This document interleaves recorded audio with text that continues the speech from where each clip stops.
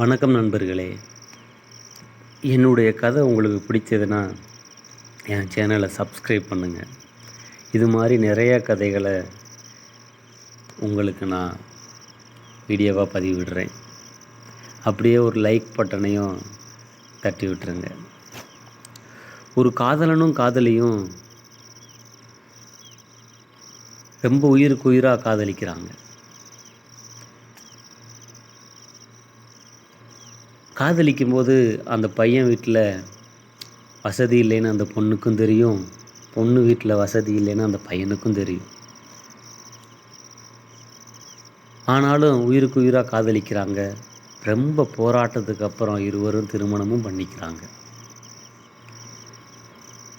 தன் காதலித்த பொண்ணை சந்தோஷமாக வச்சுக்கிறன்னு அந்த பையன் ரொம்ப ஆசைப்படுறான்.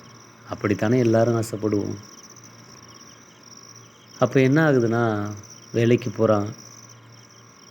வேலைக்கு போகிற காசை வச்சு பொண்டாட்டியை சந்தோஷமாக வச்சுருக்கான். பொண்டாட்டிக்கு கிஃப்ட் கொடுக்கணுமே, பரிசுகள் வழங்க வேண்டுமே என்று வெளியில் கடன் வாங்குகிறான், நகை நட்டு வாங்கி கொடுக்குறான். ரொம்ப சந்தோஷமாக வச்சுருக்கான். ஒரு 3 வருஷம் ஆகுது நண்பர்களே. 2 குழந்தையும் ஆயிடுச்சு. 2 குழந்தை ஆனதுக்கப்புறம்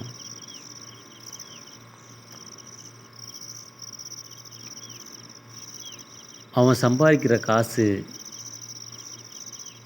அந்த குடும்பத்தை பார்க்குறதுக்கே சரியாக போயிடும். வட்டிக்கு வாங்கி நகை நட்டுகள் வாங்கி கொடுத்த அந்த காசுக்கு திரும்பி வட்டிக்கு காசு வாங்கி அந்த வட்டி கட்டுற நிலைமைக்கு தள்ளப்படுறான். ரொம்ப கடன்காரனாக ஆகுறான். ஒரு நாள் என்ன பண்ணுது, தன் மனைவிக்கு இந்த விஷயம் தெரிய வருது, தன் புருஷன் கடன்காரன் ஆயிட்டான் என்று. 3 வருஷம் சந்தோஷமாக வச்சுருந்த புருஷன் அந்த மனநிலைக்கே அவள் தள்ளப்படுறா. நம்ம தான் சந்தோஷமாக இருக்கோம்ல, நம்ம புருஷன் சந்தோஷமாக வச்சுருக்கான் அப்படின்னு.